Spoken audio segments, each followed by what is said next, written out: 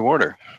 So welcome everyone to meeting number 12 of the House of Commons Standing Committee on Health. The committee is meeting today to study the mental health aspects of the emergency situation facing Canadians in light of the second wave of COVID-19. Well, I want to thank the witnesses for appearing today. You will have 7 minutes for your presentations. And for the first hour, we have, as an individual, we have Dr. Kim Lavoie, professor, Dr. Jitender Sareen, physician, and from the Overdose Prevention Society, we have Sarah Blythe, executive director. So I'd like to start the meeting by providing with some information following the motion that was adopted in the House on Wednesday, September 23rd, 2020. The committee is now sitting in a hybrid format, meaning that members can participate either in person or by video conference. All members, regardless of their method of participation, will be counted for the purpose of quorum. The committee's power to sit is, however, limited by the priority use of House resources, which is determined by the whips. All questions must be decided by recorded vote, unless the committee disposes of them with the unanimous consent or on division. And finally, the committee may deliberate in camera, providing that it takes into account the potential risks to confidentiality inherent to such deliberations with remote participants. The proceedings will be made available via the House of Commons website. And so you are aware the website will always show the person speaking rather than the entirety of the committee. To ensure an orderly meeting, I would like to outline a few rules to follow. For those participating virtually, members and witnesses may speak in the official language of their choice. Interpretation services are available for this meeting. You have the choice at the bottom of your screen of either Floor, English, or French. And it's good to point out that if you're speaking in French and you have the English channel selected, sometimes it's difficult for people to hear what you're saying because the translation will tend to override you. So make sure that that you choose the proper channel for which you want to speak. Before speaking, click on the microphone icon to activate your own mic. When you are done speaking, please put your mic on mute to minimize any interference. A reminder that all comments by members and witnesses should be addressed through the chair. Should members need to request the floor outside of their designated time for questions, they should activate their mic and state that they have a point of order. Any member who wishes to intervene on a point of order raised by another member should do likewise. In the event of a debate, if a member wishes to intervene, they should use the raised hand function. This will signal to the chair your interest to speak and create a speakers list. In order to do so, you should click on participants at the bottom of the screen, and when the list pops up, you'll see next to your name that you can click raise hand. When speaking, please speak slowly and clearly. Unless there are exceptional circumstances, the use of headsets with a boom microphone is mandatory for everyone participating remotely.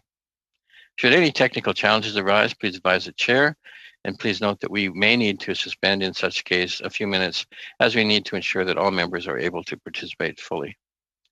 For those participating in person, proceed as you usually would when the whole committee is meeting in person in a committee room. Keep in mind the directives from the Board of Internal Economy regarding masking and health protocols. And should you wish to get my attention, signal me with a hand gesture or at an appropriate time, call out my name. Should you wish to raise a point of order, wait for the appropriate time and indicate to me clearly that you wish to raise a point of order. With regard to a speaking list, the committee clerk and I will do the best we can to maintain a consolidated order of speaking for all members, whether they are participating virtually or in person. I should also note that I have a couple of cards. I have a yellow card. I will display the yellow card when you have 1 minute left, and I will display the red card when your time is up. When you see the red card, please wrap up as soon as you can, and we will proceed. So with that, we will go now to our first witness. So Dr. Kim Lavoie, Professor, please go ahead. You have 7 minutes. Thank you very much, Mr. Chair, and thank you so much for the invitation and the opportunity to be here. If I get any formalities wrong, I apologize, my first time. but it's a real pleasure to be here. So what I'm going to do is I'm going to go through each of the questions that was sent to me, and I'm going to respond to each of them in turn. And I'm going to basically be speaking about the results of an ongoing study that I'm leading here in Montreal. It's an international study, and I'm going to focus primarily on the Canadian data. It's called iCare. And I'm going to report on what we've been seeing from the study since basically since the outset of the pandemic in late March. We have data currently on 6,000 Canadians through a representative sample, and we have data on over 14,000 Canadians from a convenience sample. So the first question that I'm going to address is the any sex differences in the mental health impacts among Canadians. And an analysis of our data reveals that women appear to be shouldering more of the emotional and behavioral burden of the pandemic, as well as experiencing greater job and income loss, and as a result may be experiencing or seem to be experiencing greater negative mental health impacts. So since the start of the pandemic and through the end of November, more women than men believe adhering to public health measures is very important. So this is when I'm speaking about the emotional burden. They also have greater COVID-19 related concerns, whether we're talking about being concerned about the health impacts to self or others, personal financial impacts of the pandemic and its policies, and socioeconomic impacts, for example, feeling socially isolated and separated from family. However, this is potentially what's explaining why women appear to be twice as adherent to public health measures or public health policies relative to men. And when I'm speaking about the public health measures, I'm speaking about the big ones: hand washing, social distancing, avoiding social gatherings, and self-isolating if they have COVID-19. So this is what I'm referring to when I speak to the emotional and behavioral burden. And now speaking about more directly to the mental health impacts. So between June and November, significantly more women than men have reported experiencing severe mental stress. And by this, I mean anxiety, depression, loneliness, and frustration, as well as interpersonal stress. And in our study, this was defined as experiencing more verbal and physical fights with family. Rates are twice as high among women across all of these variables and appear to be getting worse over time. And again, I'll remind you the time period is between June and November. Significantly more women than men have canceled medical appointments or avoided presenting to the emergency room due to concerns about COVID. And after the first wave, more women than men reported losing their job or having the job hours cut. Just to give you an example of the absolute percent differences between men and women, in June, 25% of women were reported experiencing severe anxiety, and this is in the upper quartile, versus only 12% of men. In November, 27% of women reported experiencing severe anxiety versus 14% of men. Now, speaking to how the pandemic is impacting various vulnerable groups, the pandemic seems to be exacerbating pre-existing health, mental health, and socioeconomic disparities across many vulnerable populations. This was evident in our study in June and has persisted or worsened through November. Young people, and by young people I mean the 18 to 25 group, compared to those over age 25, visible minorities, that is non-white, and those living under the poverty line, defined as having a total household income of less than $60,000 a year compared to over $60,000, again, are those who report experiencing significantly more severe mental stress, again, anxiety, depression, loneliness, and higher interpersonal stress, again, verbal, physical fights with family. To give you a sense of what this is among young people, in June, those ages 18 to 25 for anxiety, 31% were in the upper quartile of anxiety versus 23% of the 25 to 50 age group and only 10% in the over 50 age group. Rates of severe mental stress among young people across the board are more than 3 times those of people over age 50 and is worsening over time. Significantly more young people, visible minorities, and those living under the poverty line also report consuming more drugs and alcohol. And this is, again, upper quartile range. And significantly more young people, visible minorities, and those living under the poverty line have had trouble or reported having trouble accessing non-COVID related medical care. The same 3 groups report having lost their job or having their job hours cut or losing income, and are reporting having trouble paying for housing. And again, these are all the upper quartile extremes. It's unclear how accessible or well-adapted mental health services are for these groups, but I suspect that there's probably considerable knowledge gaps about what services may be available. In terms of the next question was the availability of programs that can support mental health services and providing mental health services to people across Canada. The thing I want to speak to is just about the survey of psychologists in Quebec. And this was run by the Order of Psychologists of Quebec. And across the board, psychologists here have been reporting that their patients are more distressed, there's more anxiety, more depression, more requests for emergency services, a lot of requests for consultations for drug and alcohol abuse.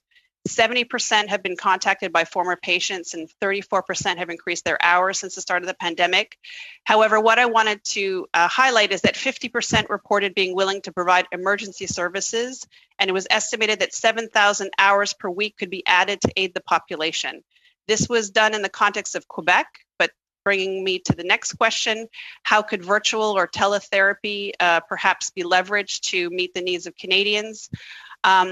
Offering teletherapy options could be done, and given the fact that so many psychologists in Quebec, we have a high volume of clinical psychologists in Quebec, that maybe we could consider leveraging the availability of these specialists to expand the reach and accessibility of needed services across Canada. The last thing I wanted to mention is a program called Wellness Together Canada. This is a federally funded program to provide mental health services to people across the country. And in my speaking notes, which I shared with the committee earlier today, I just wanted to mention that it's something that I think we could do better at leveraging to get more of these needed services to people across Canada. As it stands, only 10% of Canadians surveyed had any awareness whatsoever that this program existed. So I think we can do a lot better there. And thank you very much. Thank you, Doctor. We go now to Dr. Jitender Sareen, physician. Dr. Sareen, please go ahead. 7 minutes, please. Thank you so much, Chair, and it's a pleasure to be here. And thank you, Dr. Lavoie, for your comments. I think my comments will really build on many of the comments that Dr. Lavoie has mentioned. I'd like to first say that I'm a psychiatrist. I'm the department head at the University of Manitoba and provincial specialty lead. And what I'm going to present is based on funding from CIHR.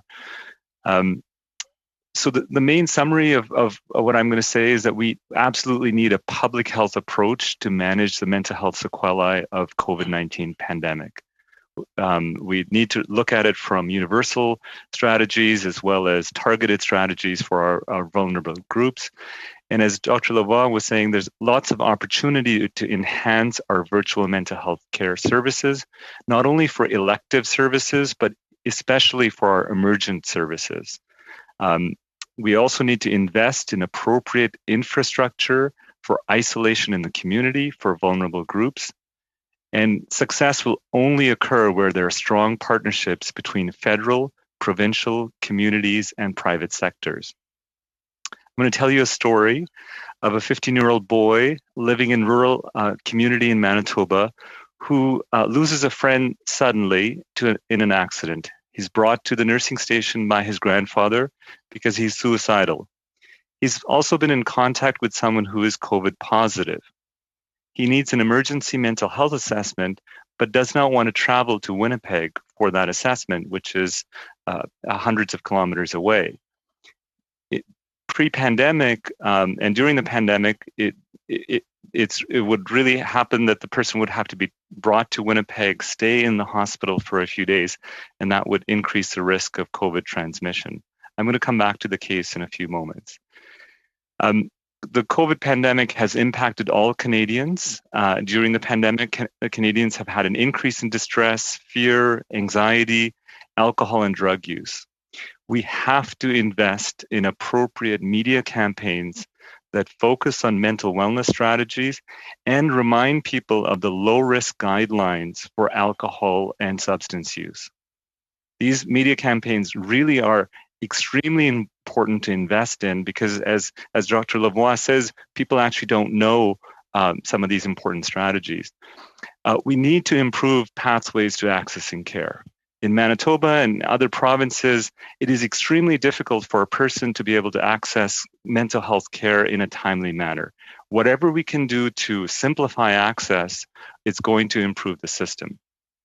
We need to invest in virtual mental health care using a stepped care approach, using online screening tools, phone supports, and then having people be able to access services virtually by either individual therapy or group based on measurement-based care.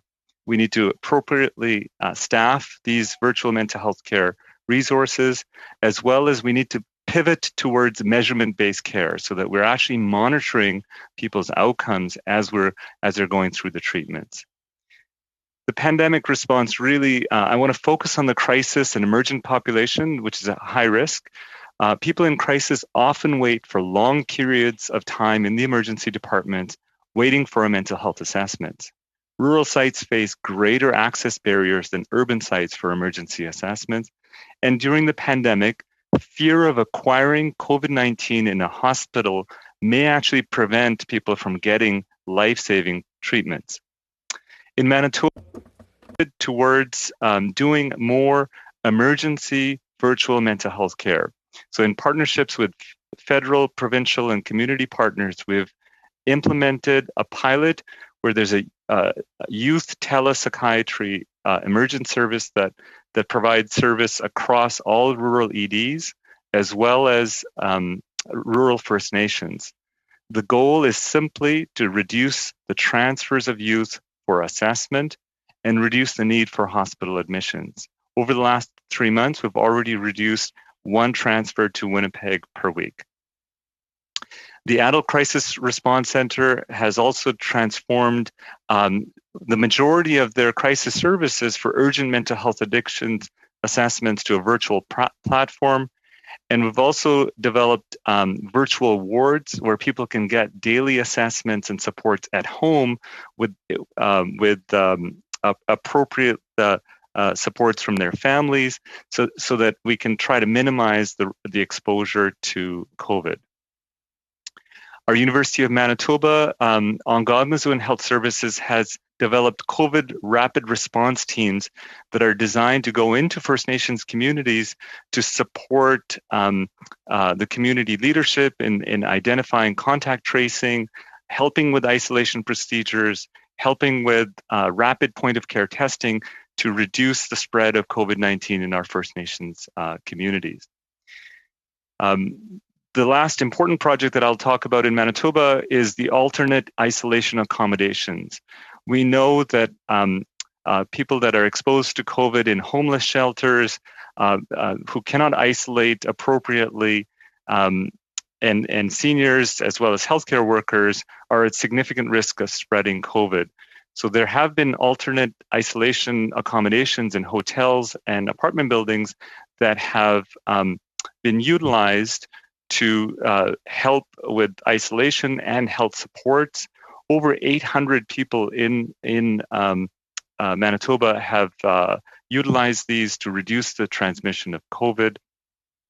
The At-Home Chez Soi project that many of you are familiar with really was utilized to reduce it uses a harm reduction approach for our homeless population, and that approach is also being used in our in our communities. I'm going to come back to the story of the 15-year-old boy. So he had come to the First Nations community in a crisis with his grandfather. He was exposed to COVID. He got a virtual telehealth assessment from Winnipeg, so the person did not have to travel to Winnipeg for an assessment. There was no need for an immediate psychiatric admission. They were able to stay in their home community and be isolated in a hotel for a few days until the test results came back. I'll end there, and I look forward to the questions. Thank you, Dr. Serene. We go now to the Overdose Prevention Society. Sarah Blythe, Executive Director. Please go ahead, Ms. Blythe. Hold on one second. All right. Really, thanks a lot for having me today. It's really an honor to be able to speak to you. Ms. Blythe, yes? Something wrong with your sound. Oh, can you hear it? Can you hear me? I can't hear it very well. It's just very, very, very, very weak. Can you hear it now? Yes, excellent. Is it excellent now? Okay. For me, the translators may have to weigh in on this, but just say a couple words and then I'll start your time. Okay. Hi, this is Sarah Blythe. Thank you so much. That's not working. It isn't. Oh no. Is it not working at all? That works better. Can you check to see that your proper mic is selected on the if you look at the lower left-hand corner next to the little microphone icon, there's a little up arrow.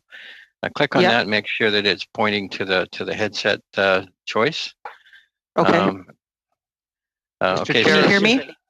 Mr. Chair, if I might, I can hear her fine. I'm just wondering if the problem might be your headset because she's coming across very strong and clear. Can you all hear me? Just everybody hear me? Dawn, can you hear me?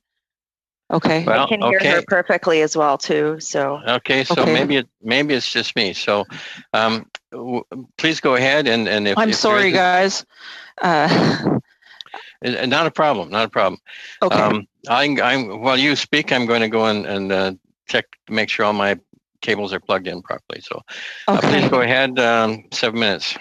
Okay, thank you so much. My name is Sarah Blythe, and I'm representing the Overdose Prevention Society. We opened an emergency safe injection site in order to deal with the emergence of overdoses in the downtown east sides, all of the deaths that were happening in 2014. We see up to 700 people daily in the downtown east side. The ops in the downtown east side have collectively saved 6,000 lives in the past 4 years. Unfortunately, the drug supply continues to get more contaminated, and that contamination has spread across Canada. Overdose prevention saves lives in emergency situations, but in order to save lives, we need to take immediate action, or more people will die. COVID has only complicated the situation.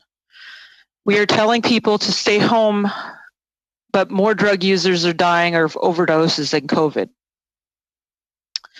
In order to keep people home, we need to give them a safe supply, something they're not buying from drug dealers on the street, so that they can stay home. Something that doctors can prescribe, so that they're not dying in their housing alone, that they can stay home, that they don't come out of hospitals. We've had a lot of people go into hospitals and then hotels and then come right back out to the street with COVID to look for drugs because they're not getting what they need, and so it's just further causing harm and a difficult situation. The overdose prevention site, we have become sort of a one-stop shop for everything because of COVID, and a lot of services have closed down. And for any person that's homeless that's using drugs, they come to us for housing support. So we help people get housing. Once a week, we usually get someone housing. Although I have to say that there's not really any housing right now, and it's a very, very difficult situation. But it's also really hard to go home at the end of the night and have people stay out in the cold. So we do what we can. Working on the front lines is as you can imagine, is very challenging right now. We provide medical support, so we deal with helping with cleaning wounds, wound care, all kinds of things. We deal with mental health support. A lot of times people go in to get their mental health support from the hospital, but then they have to leave, an hour later anyways, and same with medical support. So usually they come to us and we do our best to help people, but, we're one of the only places. We distribute information. A lot of people don't have cell phones or television access. We now distribute clothing and food, blankets and mats to sleep outside at night. So we do pretty much everything as an overdose prevention site. I just wanted you to know this because I think it's pretty important to know what these frontline services are doing and how much we're taking on, because a lot of other services are shutting down. And I'm just going to tell you what we need from the federal government. We really need some sort of a national housing plan, which would take immediate action. We need housing, and right now I can't get people into housing. No matter how hard I try, I spend a lot of because I'm on the front lines with people. I spend a lot of my time side by side with people, that are crying, that are sleeping outside, that are getting sick needlessly. We also need support. The City of Vancouver and Council, they've passed a motion regarding decriminalization, and they need support. They understand the challenges. I really believe that the City Council that we have, Mayor Kennedy Stewart, understands our challenges that we're facing. So we really need Ms. support. Blythe, the clerk Yes. informs me that your mic is just a little too close. Could you move it away? Oh, it makes sorry, popping guys. noises. Is it better now? I'm not a judge because I've had potential issues, but let's try that. Can you hear it now? Yes. I'm okay? Okay. Where was I here? So I mean, mainly it's just, getting support for the City of Vancouver. I mean, I'm sure cities across Canada are facing this with COVID, especially since, a lot of people used to have that were near homeless used to be able to stay at other people's houses, and now there's no way, especially in the social housing in the downtown east side, you can't have visitors. So there's hundreds of people that are out on the street that didn't used to be. So we're facing a really serious situation here, and it's we really need safe supply. We need people to be able to stay home. All of these things may seem controversial, but really in the end, if you do the right thing, you're gonna save lives, and you're gonna be proud of that as in the work that you do, and you're also gonna you're going to save lives. You're going to make some really big changes, and the other parts of the world are looking at us for what we do in these situations. So I think that we can be proud of what we do, or we can let things in the overdose crisis stay as they are, and not be able to sleep at night. I don't know how people can sleep at night with so many people dying, and you guys can do something about it, right? So we're asking you to help us. We really need. I mean, it's desperate. It's sometimes, I've come to the last one where we weren't as desperate, but now we're really desperate. I'm desperate. I'm out on the streets helping people all day. It's every day. A lot of people aren't even, they're not even social distancing or anything because they have so many more problems than just COVID, which housing, healthcare, all of those things.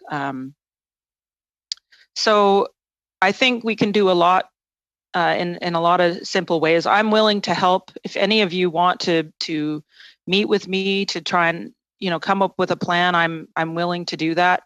I'm willing to be part of the solution here. You can contact me. I guess I'm kind of done. But that's basically it. We need your help, and I think you can help us. So I'm just putting it out there that I'm willing to be part of that. So, yeah. Well, thank you, Ms. Blythe. We'll start our round of questions. I believe we will have time for one round of questions. We will start with Mr. Barlow, please. Thank you very much, Mr. Chair. And I want to thank everyone for our witnesses for your honest testimony and painting us a pretty bleak picture of the state of Canadians' mental health as a result of COVID. I just want to go to Dr. Lavoie first, and my apologies, my sound, I'm in a rural community and the internet kind of is a little shaky, but you were saying that only about 10% of Canadians know about a program. I missed the first part of that. Can you tell me which program you were talking about? It was near the end of your presentation. Sure, of course. It's called Wellness Together, and it's a very well-funded federal program that's been in place for since I believe the end of the summer. Right. I have in my speaking notes that I think I gave it to Mr. Paget. I provided the web link to that. Yeah, and I know the program. Yeah. So I just got it from a collaborator on our study. And he provided some information about sort of the user statistics and things so far in the first few months of the rollout. And one of the most startling things was just how few people were really aware of it. So there's a lot of money that's already been pumped into this online program. And so I think that there's a lot to be done to just promote it and make it available to those people who need it. I do want to add one other thing, and that is coming back to something that Dr. Serene said that I think is really important about the idea of providing stepped care. So this kind of online Wellness Together program, I think would be good for a lot of people who are having trouble coping, who are having sort of new onset increase in anxiety or depression or feeling isolated. But there's a difference between providing the care to those who might have an exacerbation of pre-existing psychopathology. So those who might have mood and anxiety disorders that are those disorders themselves that may or may not have been well treated, pre-pandemic, what kind of services those folks need, versus those who are developing new psychopathology that is clinical levels of anxiety and depression, and they can't get services, versus those who are just sort of more stressed out and having trouble coping with day-to-day life. This kind of step care idea is really, really important. I think we need to make sure that some of these more counseling type online programs might not be suitable for those with more severe psychopathology. So I'd be interested to hear more from Dr. Serene, but I just wanted to clarify that. Sure. No, I appreciate that.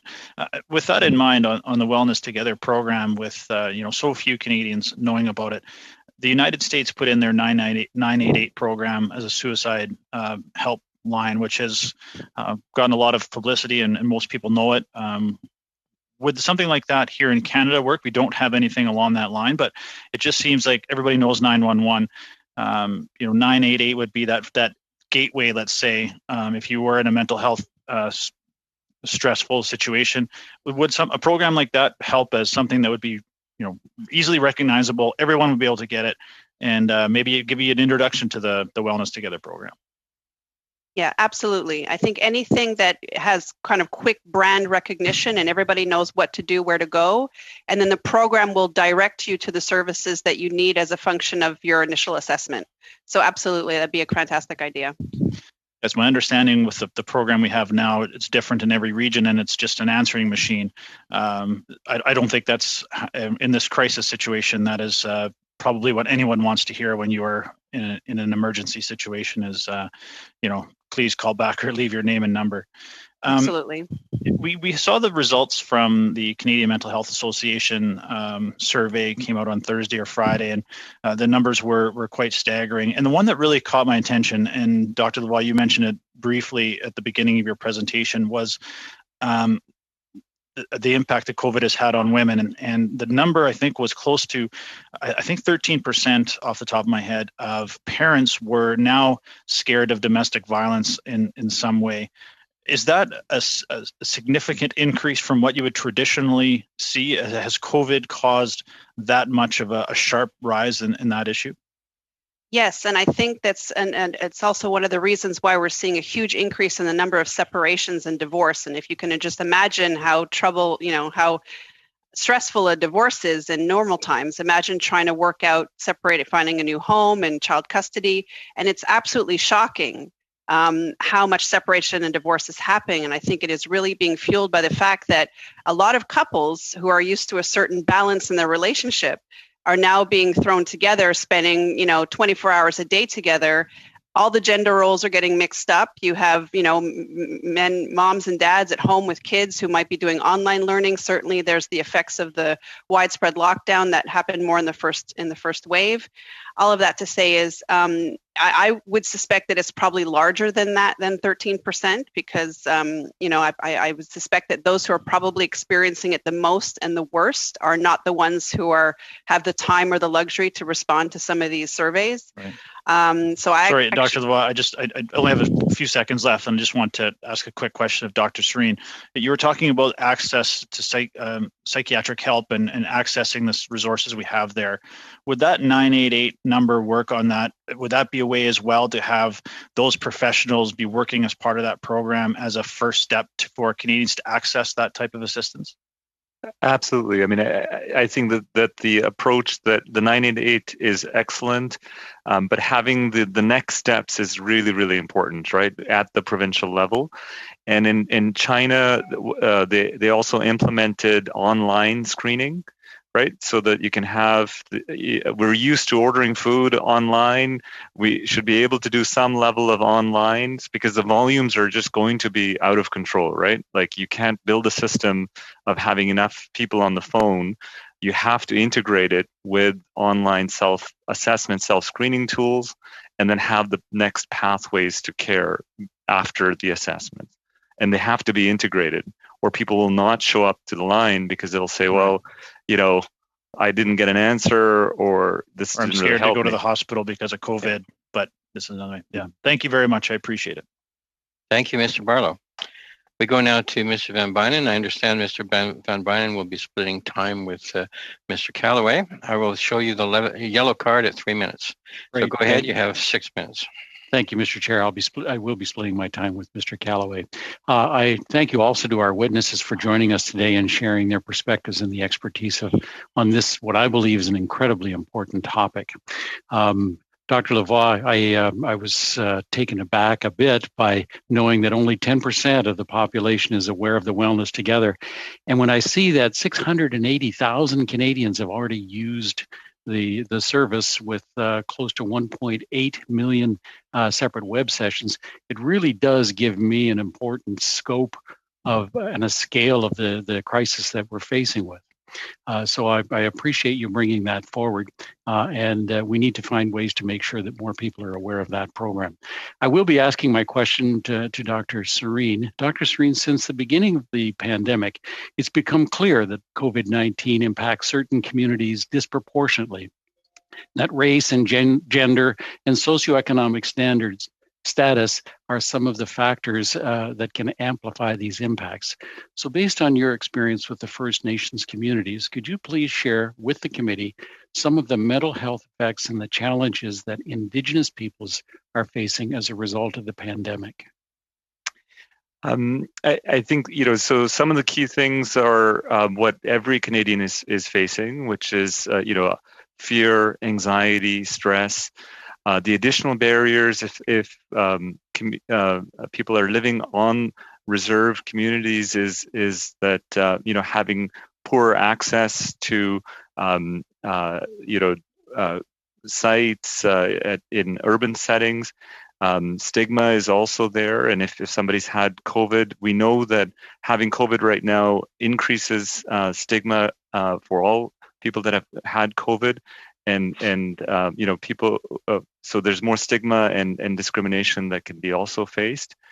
I think, coming back to Dr. Lavoie's point, I think many people are scared to get care for chronic health conditions unrelated to COVID, and that can also have a major impact on, as far as mortality. And we know our First Nations communities have significant health disparities. So people are less likely to come for appropriate care, and we really have the tools to be able to provide telephone, video conferencing assessments, and we really need to do that so that people can feel safe to access care in their home community. Thank you. When you appeared before the committee in 2017, you mentioned you were working on a team of researchers that were examining the impact of trauma and PTSD among Canadians. So the current COVID-19 pandemic has taken a physical and emotional toll on many people in Canada and across the globe, and particularly on our healthcare workers and first responders whose jobs have been essential during this pandemic, but also more demanding and emotionally draining than usual. Do we currently have any research that shows the impact of the pandemic on their mental health, and what can be done to support those on the front line? So there are groups that are working on understanding the health impacts. We know that healthcare workers, as well as first responders, are at higher risk of developing mental health difficulties because of their daily stress, as well as seeing the traumatic events. So there is work that is being done to look at those interventions. And then we have also developed in Manitoba prevention trials, where we are providing a randomized trial to look at cognitive behavior therapy to reduce depression and PTSD among public safety personnel. So that's a trial that we've been doing because it's really important to try to prevent mental health difficulties in our populations. Thank you. Have I hit my 3 minutes, Mr. Chair? You're well over. Okay. Mr. Kellaway, you have a minute and a half. Oh. Okay. Thank you, Mr. Chair, and thank you to the witnesses for being here today, and to MP Van Buyden for his advocacy and leadership on the mental health supports for Canadians. So, Dr. Sarin, my question will be for you. About a month ago, our government announced the Rapid Housing Initiative, and that's a $1 billion program to help address urgent housing needs for vulnerable Canadians. Given your expertise with vulnerable populations, I'm wondering if you can speak to the importance of a housing initiative like this, and how it will address mental health needs for Canadians, especially on our path to a COVID-19 recovery. Yeah, so I think we know, as Ms. Blythe mentioned, that housing is extremely important in helping our people with severe mental illness. I was involved with the At Home Chez Soi project, which really showed that providing housing with harm reduction approaches and providing mental health support is extremely important, and the alternate isolation accommodation that is in Manitoba, led by Sharon Kapratwa, is really based on exactly that model, that people who are being tested for COVID or COVID positive that are homeless have difficulty being able to isolate, and we need to provide them appropriate support. And I think that housing is a major issue, and I think as Ms. Blythe has said, that's the biggest challenge for our most vulnerable Canadians, and we could do a lot around virtual mental health care. So I think I always say in Winnipeg that we don't spend a lot on PPE equipment in mental health. If you can support, governments can support virtual care platforms, appropriate electronic health records, and appropriate outcomes, we would save a lot of PPE and people would get care at home. And housing is extremely important to be able to support people in their own homes. Otherwise, they're going to be coming to the emergency rooms. They're going to have negative sequelae. Thank you. Thank you, Mr. Kellaway. Monsieur Thériault, c'est à vous maintenant. The floor is yours, Mr. Thériault. 6 minutes, please. Well, thank you very much, Mr. Chairman. And I'd like to thank all the witnesses for their contributions here today to understand better the effects of the pandemic on mental health. I'd like to start with a brief commentary. Ms. Blythe, I'd like to express my recognition and admiration for the work that you do out on the ground with very limited means in order to achieve harm reduction. When I look at the studies led by Dr. Lavoie, among others, and it was in one of the remarks that Dr. Lavoie made in her numerous interviews. She's made a remarkable contribution, I might add, throughout the pandemic. Mental health issues go a long way back, obviously. And, of course, the crucial thing is prevention and awareness building. And prevention is one of the primary factors to determine health outcomes writ large, or generally speaking. So and yet it is the poor parent in the healthcare system, mental health. And the pandemic is showing just how important mental health is and just how severe the ramifications are. Now, Dr. Lavoie has shown us very important data, but I'd like to go a step further as legislators because we have to make a certain number of decisions. Based on your experience, tell me, how is it that psychotherapy isn't universally accessible? How is it possible that, investing in mental wellness and mental health and promoting it isn't considered absolutely crucial? And yet we know that mental health is often stems and is a precursor to cardiovascular, heart issues, other physical issues. And so I'd like to know how it is that we haven't invested more heavily in mental health, and what kind of a mistake will we be making if we don't invest more heavily in the prevention of mental health issues. I hope that's okay. It's weird whenever I'm addressing someone in French, but if I can speak in French as well, I just want to make sure with the translator that that's okay. I think the main reason is the availability of funds, and to some degree bias that I think still exists in medicine, and that is a lot of mental health is either in your head, it doesn't affect the body, there's a disconnect there. But by and large, it's something that we've been struggling with for years. And I'm a clinical psychologist, and one thing that still exists to this day, particularly in Quebec, there's a particular problem in Quebec. We have a lot of interns that are the equivalent of medical residents that do not get paid for their psychology internships, and which is not the case in other provinces. So the only explanation that I can really give you is that it hasn't been prioritized all this time. It's been certainly deprioritized when you look at the funding set aside for mental health services. And I think more needs to be done. And I think this, as someone said earlier, I think that what this pandemic has done, it's only accentuated and the disparities and the gaps in the available services for people that need it in terms of mental health services. And Mr. Thériault, I couldn't agree with you more. Without mental health, it's great to have great physical health, but without mental health, I'm sure that everyone would agree that that's the primary reason why a lot of people actually consult their doctors, is that they don't feel good, they aren't sleeping, they can't function in daily life. So I don't have anything more than, I think we're dealing with a history of bias and a history of deprioritizing mental over physical health. And I think definitely more needs to be done. Just a moment, s'il vous plaît. Just a moment, please. If you want to speak French, please go ahead. We have good translation services, I hope. Go ahead. Go ahead, Mr. Thériault. How much time do I have left, Mr. Chairman? You have 2 minutes left. 1.5 minutes, let's say. All right. You indicated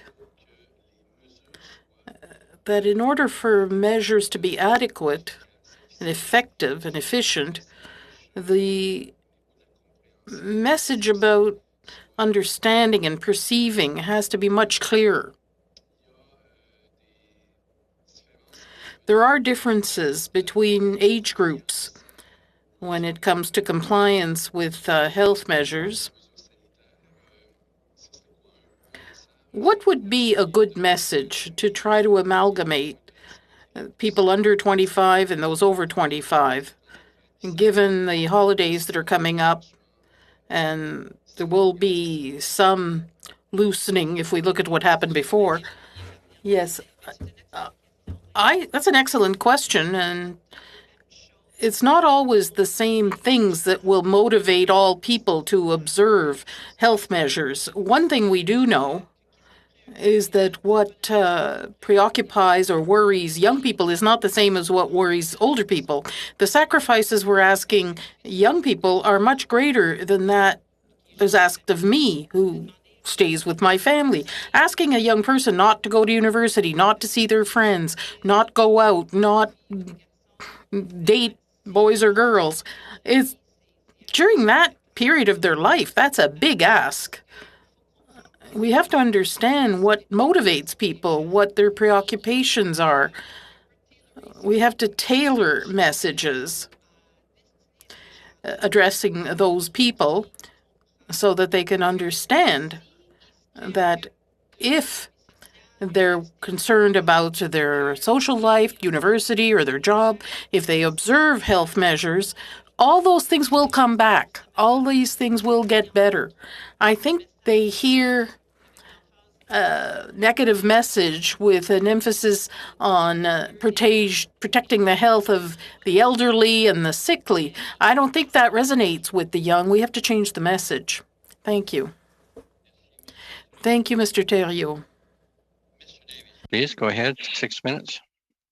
Well, thank you, Mr. Chair. Thank you to all the witnesses for your testimony. And I also want to add my voice to Mr. Theriault's, to Sarah Blythe in particular, for the outstanding work that you do every day, again, with, I know, very limited circumstances and in trying conditions.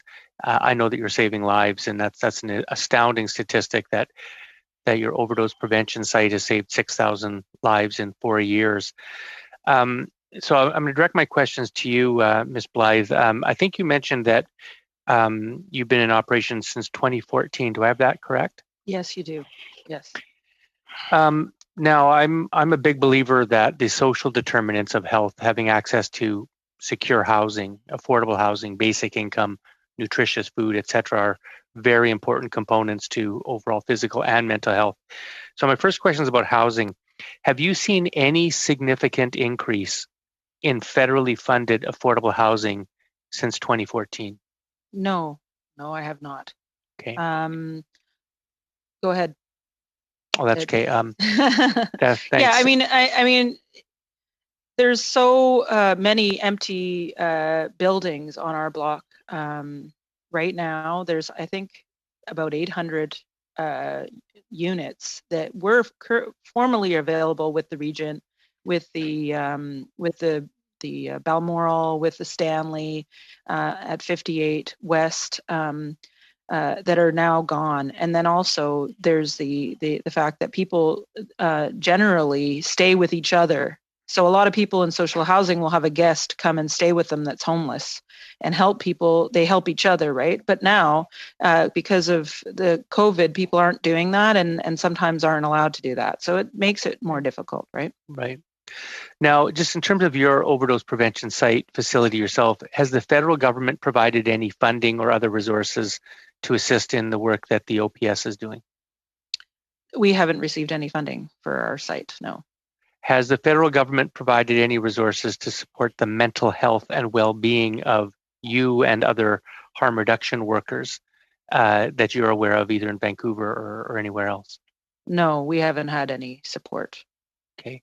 We're pretty on our own. And to be honest, it's very challenging because we just know we have to go on. There's no choice. We don't think about our mental health, really, unfortunately.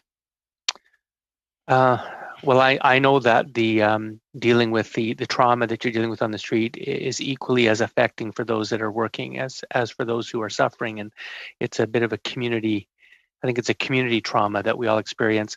Ms. Blythe, in terms of, have you seen an increase in the number of people who are using drugs alone since the outbreak of COVID? Yeah, I mean, we've definitely seen people at the very beginning. A lot of people stayed home. They're starting to come back out again, just because of the numbers are so high in overdoses compared to COVID deaths. And like, I haven't heard of anyone dying of COVID in the downtown east side. Well, maybe a few people, but there's hundreds of people, thousands of people have died of overdoses. So we're trying to make sure that message gets across to drug users that actually you're more likely to die of an overdose than you are of COVID, and that using together in a safe manner and sort of teaching people how to use in a safe manner is really important. So we saw that with the 7 people. Go ahead. Oh, I'm sorry. I'm going to end with a three-part question and let you answer. So it has to do with the sort of you've referred to the toxic street supply. So and I think you've mentioned the Vancouver City Council. So here's my three-part question: why has the illicit drug supply become increasingly toxic during the COVID pandemic? How important is it that we decriminalize all of these drugs so that people don't have to get their drugs from organized crime on the street? And finally, do you have any advice to the federal government about the request from the Vancouver City Council to issue a Section 56 exemption to allow the decriminalization of possession of all drugs in Vancouver? Yeah, I mean, I think that right now we have to do something to really serious in order to stop these deaths. And really, if we don't, people will continue to die. So the drug users and community groups, people that are on the front lines, have all come together, and they've said decriminalization is one of the things that's really going to save lives. And it's now up to you to make those changes about with Section 56. And I think if you make those changes, you're going to be changing the way that we do things, which will actually save lives and make a huge difference in in what happens in the future.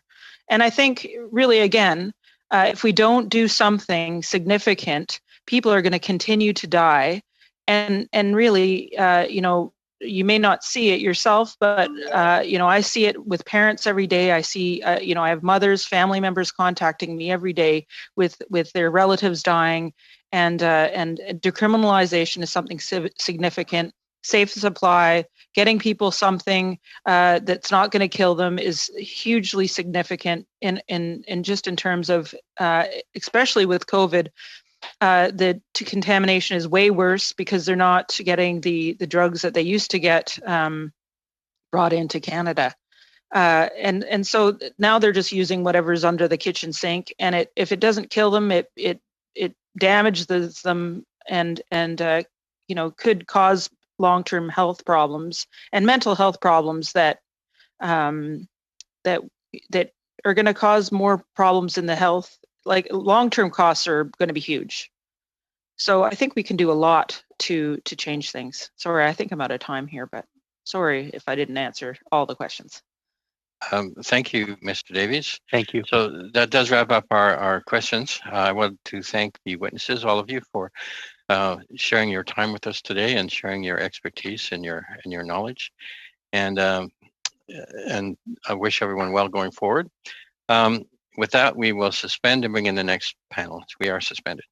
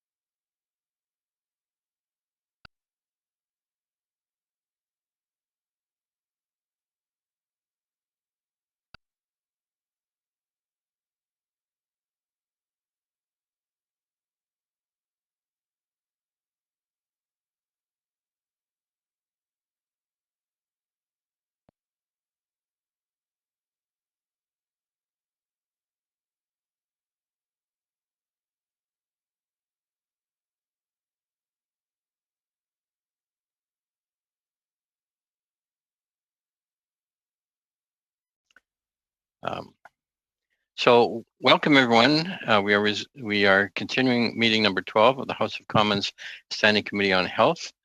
We are meeting today to study the mental health aspects of the emergency situation facing Canadians in light of the second wave of the COVID-19 pandemic. I'd like to thank all the witnesses for appearing today, and you will have 7 minutes for your presentations. Just to go over a few housekeeping items. Witnesses may certainly speak in the official language of your choice. Interpretation services are available for this meeting. You have the choice at the bottom of your screen of either Floor, English, or French. Before speaking, click on the microphone icon to activate your own mic, and then when you're done speaking, please put your mic on mute to minimize any interference. And a reminder that all comments by members and witnesses should be addressed to the chair. When speaking, please speak slowly and clearly. And unless there are exceptional circumstances, the use of headsets with a boom microphone is mandatory for everyone participating remotely. We will, so for this hour, we have a panel consisting of, as an individual, Dr. Nick Cates, Chair, Department of Psychiatry and Behavioral Neurosciences, McMaster University. From the British Columbia Teachers Federation, we have Terry Mooring, President. And from the Canadian Association for Long-Term Care, we have Jason Lee, Treasurer. Thank you all, and we will start with Dr. Cates. Dr. Cates, please go ahead. 7 minutes, please. Thank you very much, Mr. Chair. I speak as a psychiatrist as well as chair of an academic department. COVID-19's second wave is posing some different challenges from wave one for the mental health and well-being of Canadians who are already feeling tired, frustrated, angry and scared, depressed or anxious, and is placing additional demands on health and mental health systems that are already having difficulty coping, and where demand outstrips the available supply. While we are better prepared for wave two and have learned much that has helped us to lay a foundation for what lies ahead, including our rapid adoption of virtual care, many Canadians are tired, and the longer the pandemic and isolation, the distancing, lockdowns, and uncertainty continues, the more the symptoms of stress become anxiety and the losses lead to depression. Pardon me, Doctor. I wonder if you could lift your mic just a little bit. We're getting popping noises. It'll. Sure. Is that any better? Let me hear about Peter Piper picked. Peter Piper picked a peck of pickled peppers. Maybe just a little bit more. Up. Just a little higher, maybe. Not that high. Maybe just down a little.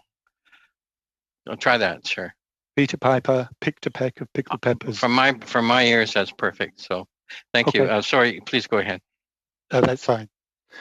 It has created stress in many areas of our life, and we have experienced multiple losses, including of loved ones, under circumstances that have made grieving more difficult, changed our family and social relationships and social cohesiveness, led to a deterioration of pre-existing mental health problems, and led to worries about our physical, emotional, financial, and social future well-being.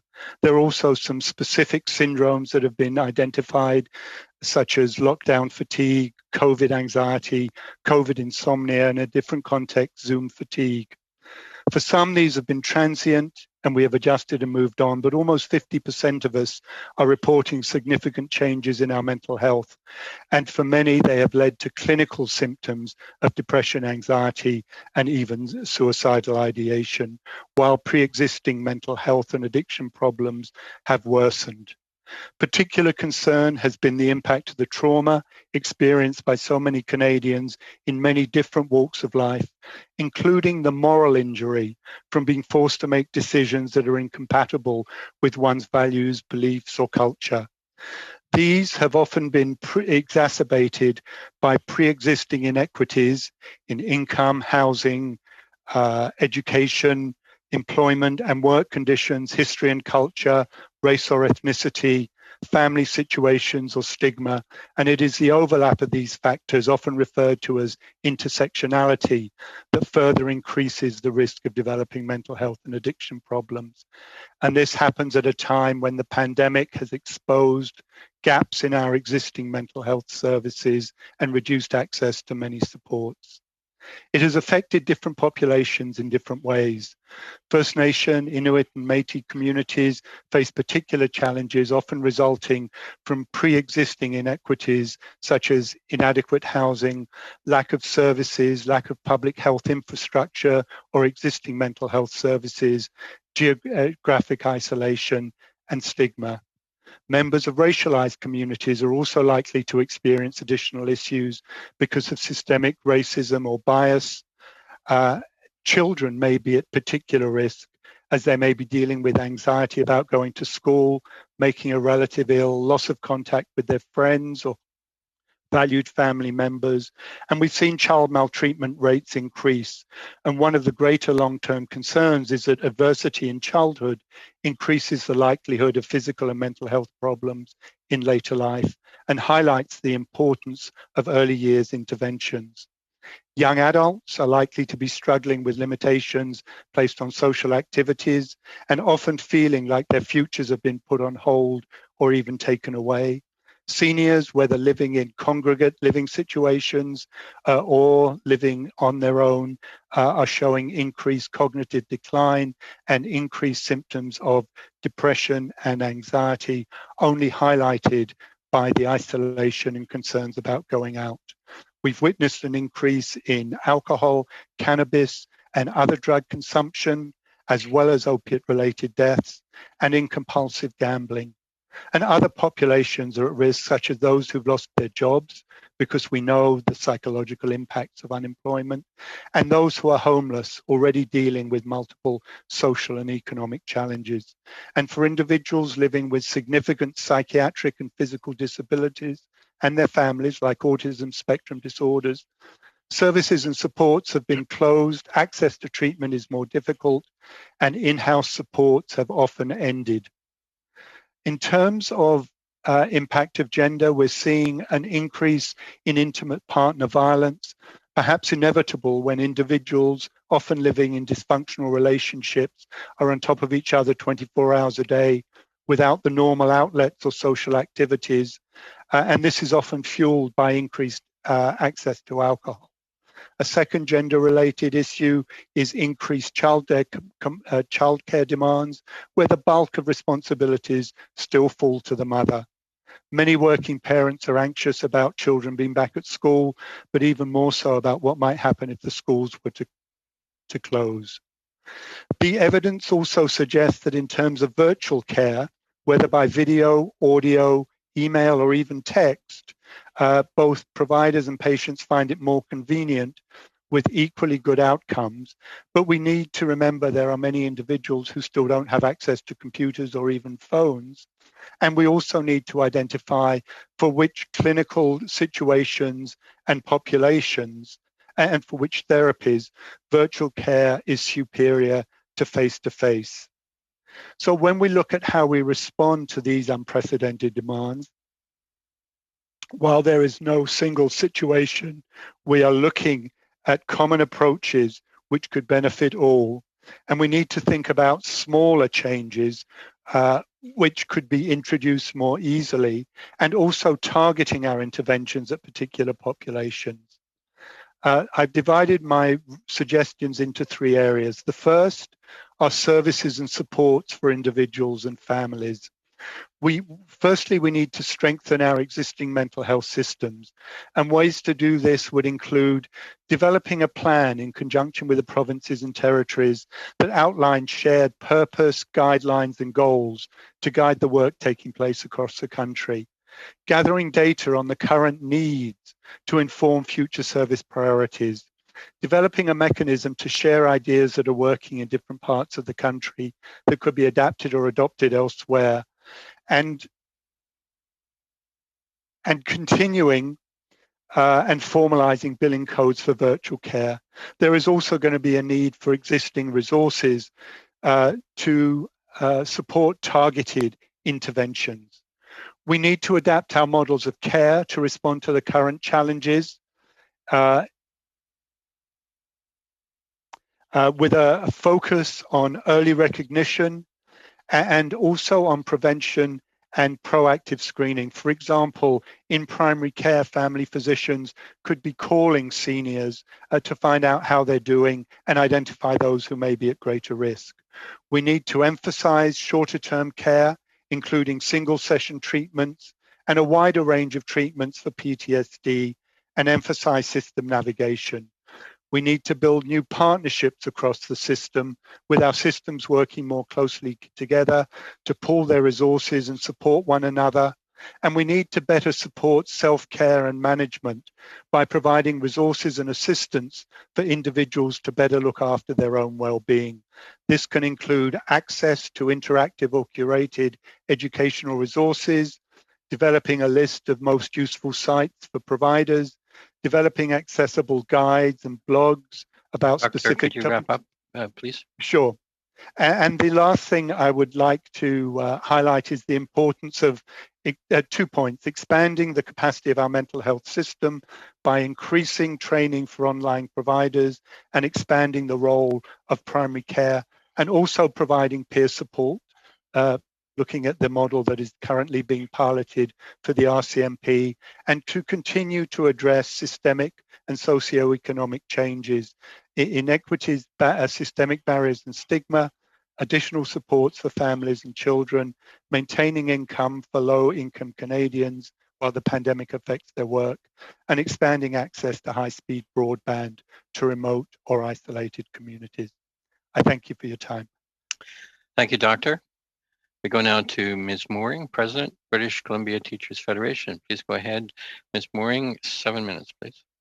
Thank you, Mr. Chair, and thank you for the opportunity to speak with you today on the issue of safeguarding teachers' mental health through the second wave of COVID-19. And I'd like to begin by acknowledging that I'm speaking to you from the traditional, ancestral, and unceded territory of the Coast Salish peoples, specifically the Squamish, Tsleil-Waututh, and Musqueam nations. And I'm representing the 45,000 members of the British Columbia Teachers Federation, all the public school teachers from kindergarten to grade 12 and adult educators. But our challenges and concerns are not unique. They're echoed by teachers from coast to coast to coast. As a member of the Canadian Teachers Federation, the BCTF, alongside other teachers' unions from across the country, acknowledge and appreciate the critical work of teachers and education workers across Canada who continue to exemplify essential frontline and service and professionalism during this critical and difficult time in our collective history. And while the mental health of teachers, and indeed everyone in Canada, has been dealt a serious blow by the coronavirus, these problems far predate the pandemic for Canadian teachers. Increasingly difficult working conditions have been straining teachers' mental health and resilience for decades. At the same time, we're also witnessing rising rates of mental health challenges among our students, and this is truly heartbreaking. As public education budgets have declined in the past 2 decades, public expectations of our school systems have risen. As education is an essential part of long-term solutions to many of society's challenges, including the raising up of Canada's next generation of leaders and citizens, such expectations are understandable. One of our favorite BCTF slogans is "Kids Matter, Teachers Care." And that really is at the heart of why we're called to the profession. Kids do matter enormously, and we do care deeply. But teachers and schools are only one element of what must be a collective social effort to support young people's diverse aspirations and needs. Strong and focused federal leadership, coordination, and resources must be a part of this national endeavor. When schools were closed in BC on March 17th, teachers had less than 2 weeks to respond to the enormous challenge of transferring their classroom practices and skills to online remote learning. Adding to their stress was the knowledge of the toll the pandemic was taking on our most vulnerable students. The digital divide, food and housing insecurity, family violence, racism, and other traumatic experiences limited or completely diminished some students' ability to truly access their education. In BC, we've returned to full in-class learning, and our research shows that the inadequate implementation of health and safety measures is taking a critical toll on teachers' physical and mental health. I feel scared, isolated, lonely, and very sad said one teacher in a BCTF survey conducted this fall. Another stated, "The stakes now are just so much here. I can't protect my kids from a potentially life-altering disease."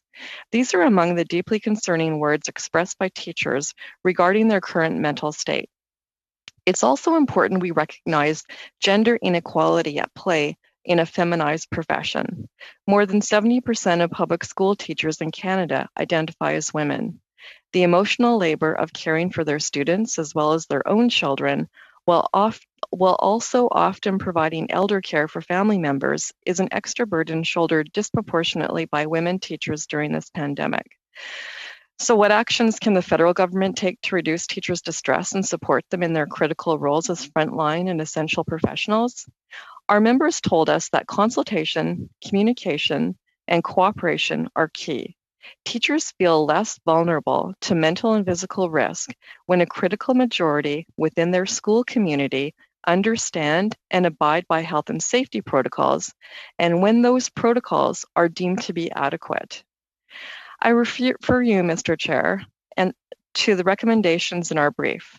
They outline the ways the federal government may catalyze informed, constructive, transparent improvements and collaboration regarding teachers' mental health. The $2 billion in federal funding provided to provinces and territories was appreciated and necessary to ensure basic school safety protections. Unfortunately, it wasn't enough to allow schools to reduce classroom density to facilitate physical distancing.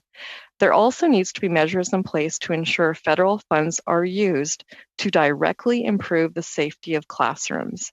More needs to be done when we're witnessing the COVID-19 cases in BC and many other jurisdictions continue to rise unchecked. Another stressor for teachers is their economic stability. Teachers who have been exposed to the virus and required to isolate use up their entire allotment of sick leave for the year. With many teachers already running out of sick leave, the federal benefit, as is inadequate, as it necessitates too large a reduction in pay for teachers who already live in one of the most expensive jurisdictions in Canada. Additionally, for the most precarious workers, teachers teaching on call, or replacement workers, teachers, who can potentially work with hundreds of students across many schools every single week, there is no contractual sick leave. Teachers should not have to choose between their health and their ability to make a livable income. To conclude, COVID-19 has put into stark relief what happens when the mandates of austerity and efficiency meet a national crisis. BC's public education system, like others across Canada, has endured deep cuts and chronic underfunding for decades. This struggle is the backdrop to our current reality. It's also a primary reason Canada still enjoys an envied position as one of the best education jurisdictions in the world. Our commitment to high levels of professionalism and expertise, and to the equitable access to high quality education for every student in every constituency, in every community. Thank you again for the opportunity to share the experiences and perspectives and counsel of BC public school teachers.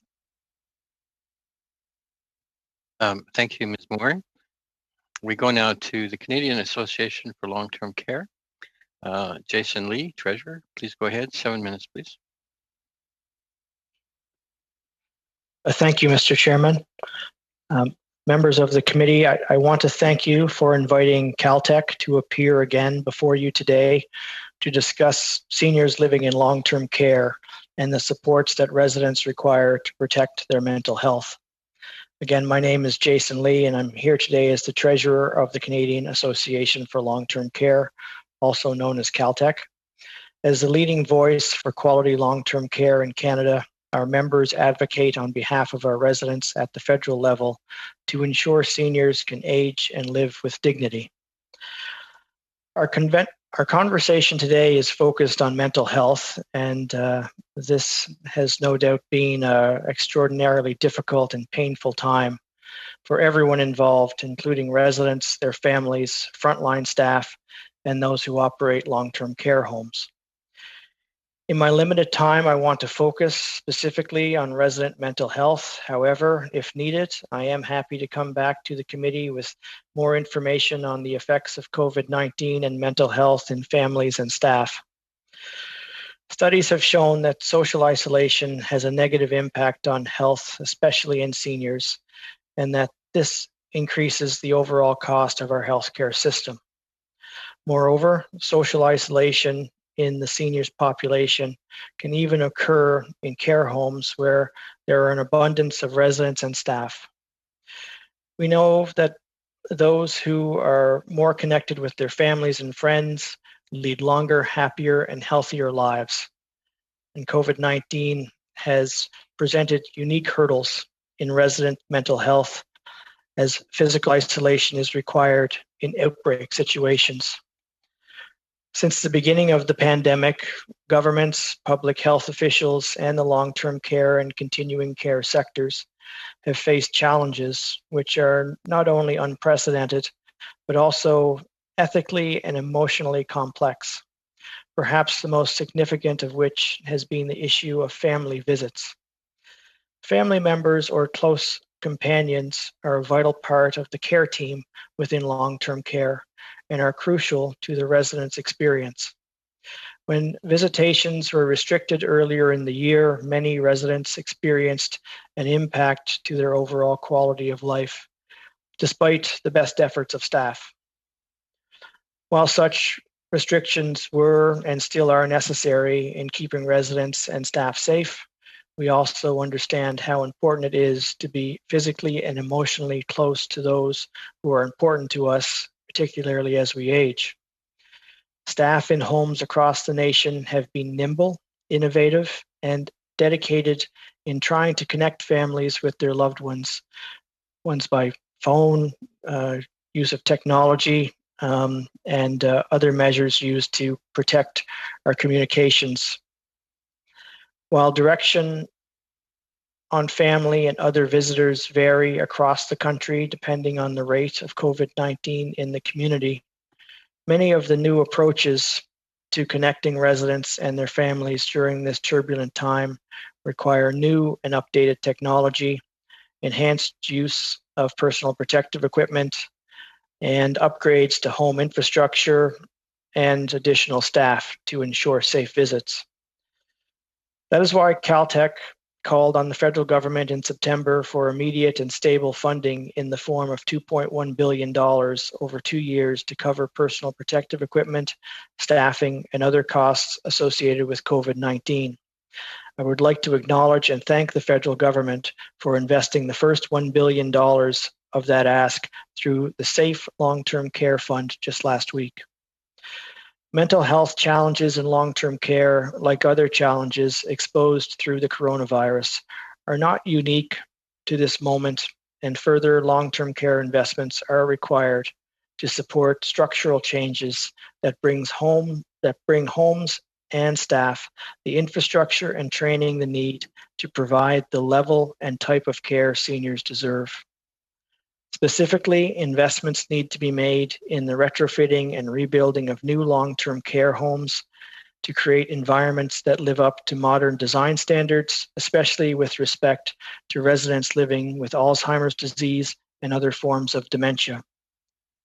Additionally, a vital component of success in the provision of health care, from individual care plans to facility operations to government policy direction, depends on having the best information available that has been collected at the point of care. This is true for long-term care. Facility-level data that is comparable and shared across Canada can support policymakers and health practitioners in improving the quality of care and therefore the quality of life for long-term care residents. Finally, it is time to modernize the Canadian health transfer to include dedicated demographic top-up that reflects the increased costs of aging populations. We can only hope to appropriately address mental health for residents through the appropriate funding of all aspects of their home life and their care. And there is a role for the federal government in ensuring access to the appropriate mental health supports. In closing, we cannot pretend that mental health care is somehow separate from other types of care received in homes, or even separate from other challenges the sector faces. It's easy to look at the current situation in long-term care homes across the country and say that long-term care is something to be avoided at all cost. It's easy to discuss and demonize long-term care homes as warehouses for the elderly. This, however, is not the long-term care that we as operators and staff know it to be. There is not a home in this country that does not see itself as an extended family, one that includes its residents, their families, staff, and the community in which they operate. And phrases like warehousing are a real problem in mobilizing much needed funding and support for the sector. To truly address the systemic issues in long-term care and ensure the effects of COVID-19 don't happen again, we need to stop discussing long-term care as a last resort for seniors and start thinking instead how we can make the last years of someone's life vibrant and comfortable. How can we invest in long-term care homes, communities, and wraparound senior services to ensure that seniors who come into a care environment feel like they are making a new home? Thank you for this opportunity to speak to your committee. Thank you, Mr. Lee. We'll go now to our questions. We'll start with Mr. McGuire, I believe. Mr. McGuire, 6 minutes, please. Thank you, Mr. Chair, and I want to thank the witnesses, particularly here, for your presentations today. It's very informative. The issues are immense amongst all of the different levels here, but I want to first approach it from the seniors position. We looked at sort of 2/3 of our youth being affected. 1/3 of the seniors are impacted more by mental health, which is a smaller number, but it's excruciating for those families who are in that position. And data has been mentioned by all of you as an important area. And so just wanted to focus a little bit on the sort of the additional stresses of, causing our mental health and contributing to some of the health issues in the staffing of our long-term care facilities. And so, Mr. Lee, I just wondered if you could answer this first. Before the pandemic, recruitment and retainment of healthcare aides in facilities was under pressure and was already a challenge. So is there a publicly available data to look at the turnover rate of healthcare aides in these long-term care facilities? Thank you. It's a good question. Currently, we don't have a system in place across the country where data is collected at the source in the homes and gathered and shared in any way across the country so that we can easily answer that question. Anecdotally, the industry would look at turnover rates in the first year of employment in the area of 25% turnover. So it does have a high turnover rate. But again, I say that anecdotally because the data system that I mentioned earlier, it does not exist. And if we had such a system, your work as a policymaker would certainly be easier. Yeah, thanks. In our long-term care facilities, I know there seems to be a situation where there's not enough full-time positions in some of those areas. And so due to the pandemic, we've got a lot of major problems here in trying to contain these outbreaks in the facilities. And now most provinces, I would say, have said that the healthcare aides can't work in multiple facilities.